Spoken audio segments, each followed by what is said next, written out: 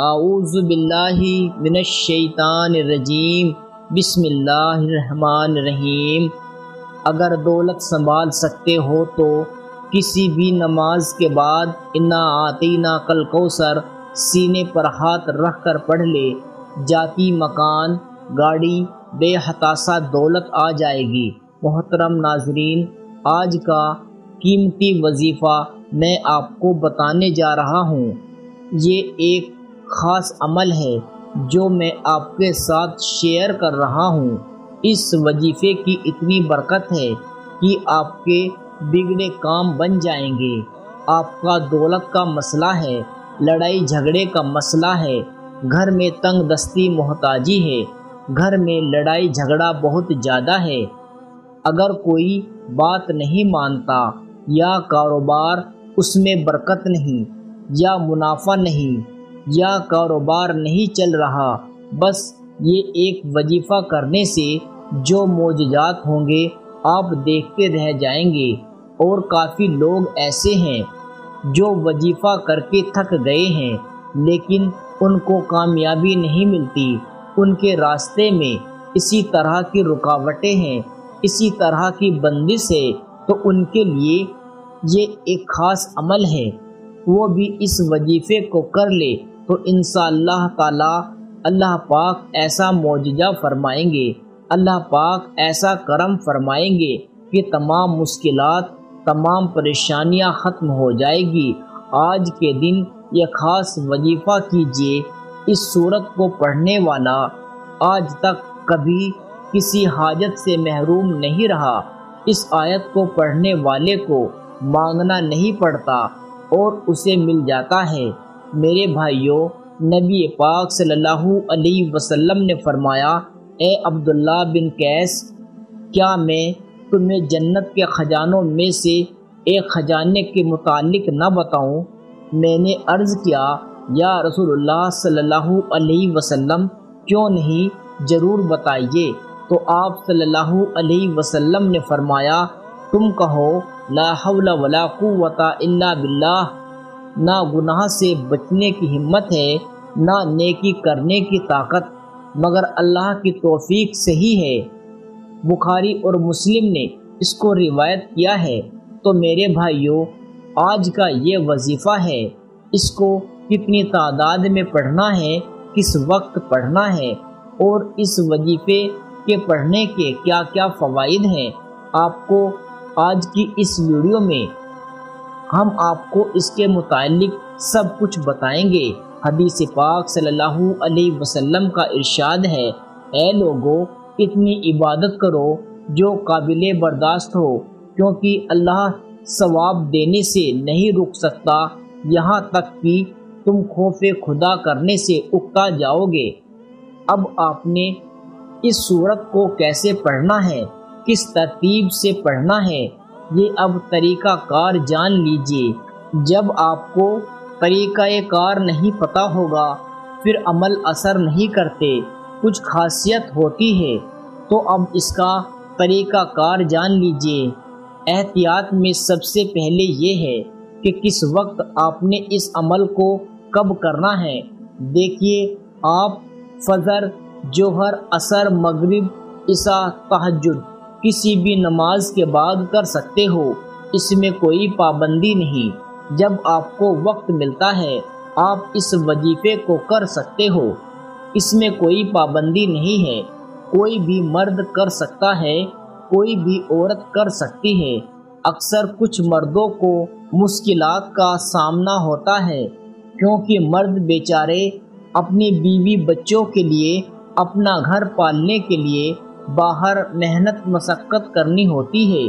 اسی طرح کچھ عورتوں کو بھی بہت سے مسئلے ہوتے ہیں، تو وہ بھی اس عمل کو کر سکتی ہے، اور لازمی کرے، کیونکہ آپ کی زندگی میں آسانیاں آئیں، دولت، پریشانی، جو بھی آپ کا مسئلہ ہے، بس آپ نیت رکھ کر یہ پڑھو گے، یہ عمل کرو گے، تو آپ کے مسائل حل ہو جائیں گے انشاءاللہ۔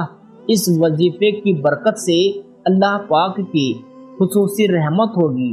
عورتیں اس کو خاص ایام کے دنوں میں بھی کر سکتی ہے، اس میں کوئی پابندی نہیں ہے۔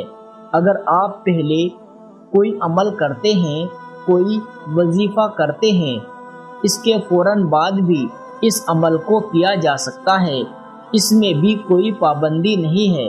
وقت کو مد نظر رکھ کے وظیفے کی طرف چلتے ہیں۔ اعوذ باللہ من الشیطان الرجیم، بسم اللہ الرحمن الرحیم۔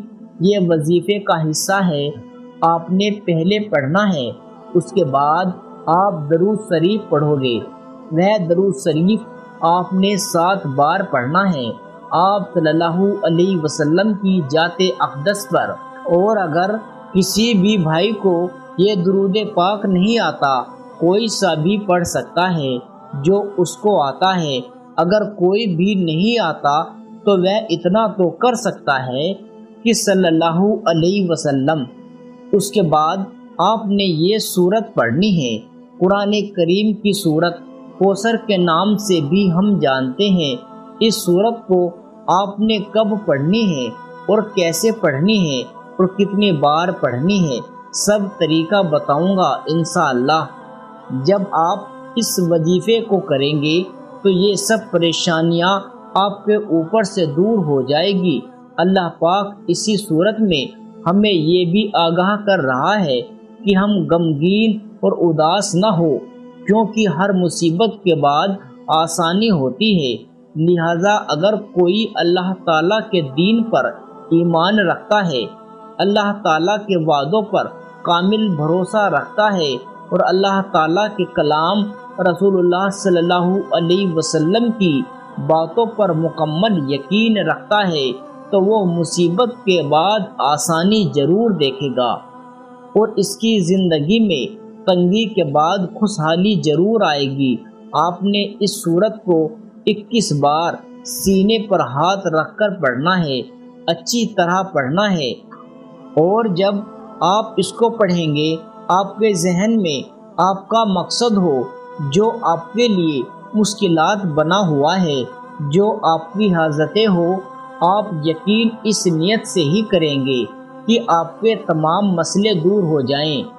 اب آپ نے وہیں بیٹھے جگہ چھوڑے بغیر لا حول ولا قوت الا باللہ العلی العظیم صرف اتنا پڑھنا ہے۔ میں پورے یقین کامل سے کہتا ہوں کہ اس تسبیح کو ہر کوئی جانتا ہے۔ لا حول ولا قوت الا باللہ العلی العظیم کا مطلب حضرت عبداللہ بن مسعود رضی اللہ تعالی عنہ فرماتے ہیں کہ لا حول ولا قوت الا باللہ کو میں نے رسول اللہ صلی اللہ علیہ وسلم کے سامنے پڑھا تو آپ صلی اللہ علیہ وسلم نے فرمایا کہ اس کا مطلب جانتے ہو کیا ہے؟ میں نے عرض کیا اللہ اور اس کے رسول صلی اللہ علیہ وسلم خوب جانتے ہیں۔